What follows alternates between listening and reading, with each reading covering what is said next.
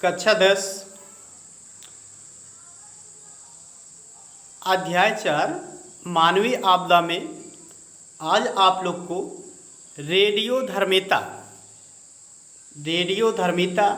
या radio active तत्व किसे कहते हैं उसके बारे में बताएंगे। इसमें आप लोग ये देखते हैं कि रेडियोधर्मिता के बारे में जैसे देखेंगे किसे कहते हैं, रेडियोधर्मिता या रेडियो एक्टिव तत्व किसे कहते हैं। तो ऐसे नाभिक जिन तत्वों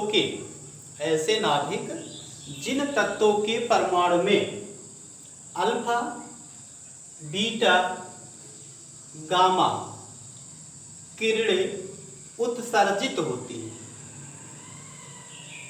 कैसे नाभिक? ऐसे नाभिक जिनके तत्वों के परमाणु में अल्फा बीटा गामा किरणें उत्सर्जित होती हैं उन्हें रेडियो एक्टिव तत्व कहते हैं। इसमें आप लोग देखते हैं कि ऐसे नाभिक जिनके तत्वों के परमाणु में अल्फा बीटा और गामा किरणें उत्सर्जित होती हैं उसे हम रेडियो एक्टिव तत्व कहते हैं। तथा ऐसे नाभिक जिनके किरणों की उत्सर्जन की घटना, इस उत्सर्जन की घटना को क्या कहते हैं? रेडियो सक्रियता कहते हैं। रेडियो सक्रियता दो चीजें आप देखेंगे, एक आप रेडियो एक्टिव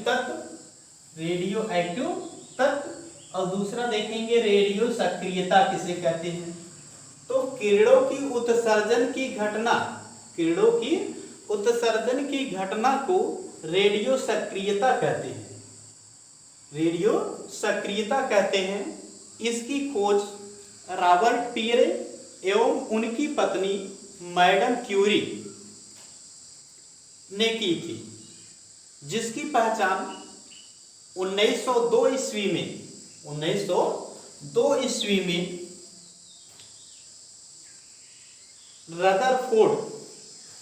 रदरफोर्ड ने किया, जिसमें हम ये देखते हैं कि अल्फा जो होता है वह धनात्मक कण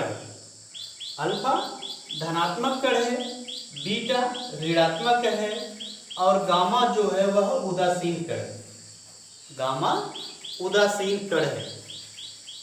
इसमें देखेंगे अल्फा धनात्मक, बीटा ऋणात्मक तथा गामा उदासीन कण है। इसमें हम ये देखेंगे यह 25 अप्रैल एक ऐसी भयंकर घटना है, यह रेडियोधर्मी पदार्थों के गैसें के रिसाव से तबाही होती रही है। इसमें हम देखेंगे कि नाभिकीय संस्थानों या संयंत्रों से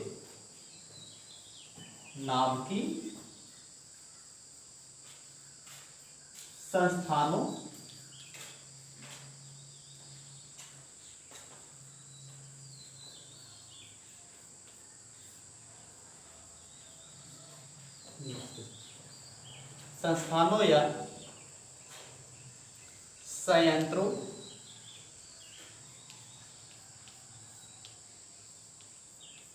से गैस का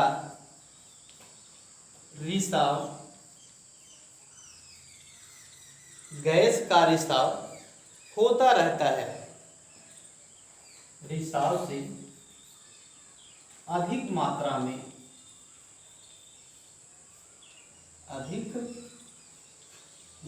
में तबाही होती रहती है।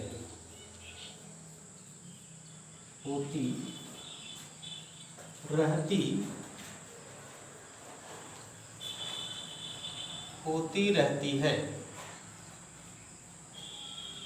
सबसे महत्वपूर्ण घटना 25 अप्रैल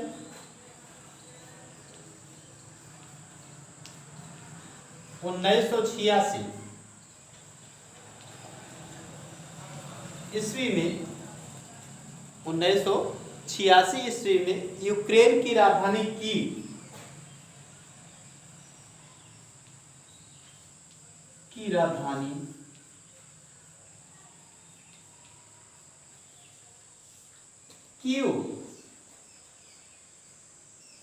के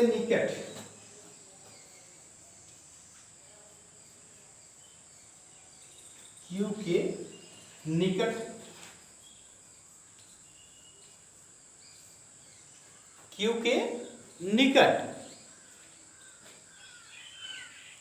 चेरेनोबिल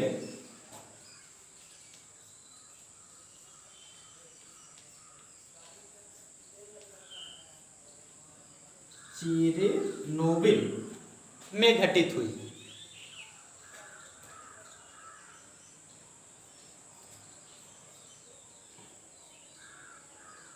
एक रिएक्टर से हुई। देखिए इसमें यहां तक आपको बता दिया गया कि रेडियो एक्टिव तत्व किसे कहते हैं, अर्थात ऐसे नाभिक जिन तत्वों के परमाणु में अल्फा बीटा और गामा किरणें उत्सर्जित होती हैं उन्हें हम रेडियो एक्टिव तत्व कहते हैं। और इन किरणों की उत्सर्जन की घटना को हम रेडियो सक्रियता कहते हैं। इन रेडियोधर्मिता की जो खोज है, रेडियो एक्टिव तत्व है, इसकी खोज कौन किया था? रॉबर्ट पियरे एवं मैडम क्यूरी, उनकी जो पत्नी थी, उसने किया था। और बाद में इन्हीं तत्वों की पहचान 1902 ईस्वी में वैज्ञानिक रदरफोर्ड ने किया, जिसमें उसने बताया कि अल्फा धनात्मक, बीटा ऋणात्मक, गामा उदासीन कण है। यह नाभिकीय संस्थानों या संयंत्रों से गैस के रिसाव से अधिक मात्रा में तबाही होती रहती है। 25 अप्रैल 1986 ईस्वी में यूक्रेन की राजधानी 25 अप्रैल 1986 ईस्वी में यूक्रेन की राजधानी कीव के निकट कहाँ? चेरेनोबिल में एक रिएक्टर से हुई थी। अर्थात यह तबाही जो है कब हुई थी? 25 अप्रैल 1986 ईस्वी कहाँ? यूक्रेन की राजधानी कीव के निकट चेरेनोबिल में एक रिएक्टर से हुई थी। इसमें लगभग 300 किलोमीटर क्षेत्र तुरंत खाली कराया गया और इसके रिसाव से लगभग 2000 व्यक्ति प्रभावित हुए थे। इसके अलावा इस रिएक्टर के भीतर जितना विकिरण था उसका कोई 10% विकिरण हवा में फैल गया। उसका कितना? 10% भाग जो है विकिरण हवा में फैल गया। हवा के बहाव के साथ यह विकिरण यूरोप के दूसरे देशों में पहुंच गया और इस दुर्घटना के बाद रूस और यूरोप के लगभग 40,000 लोग, रूस और यूरोप को कितने लोग? 40,000 लोग कैंसर का शिकार हुए। अतः चेरनोबिल दुर्घटना सारे संसार को एक गंभीर चेतावनी है इन रेडियो धार्मिकता के कारण तो दो है मूल कारण, एक है मानवीय भूल और दूसरा है मानवीय दुष्प्रवृत्तियाँ। मानवीय दुष्प्रवृत्तियाँ, इन्हीं दो कारणों के कारण रेडियो धार्मिकता में वृद्धि होती है और वे एक दूसरे को प्रभावित करते हैं, एक दूसरे को प्रभावित करते हैं।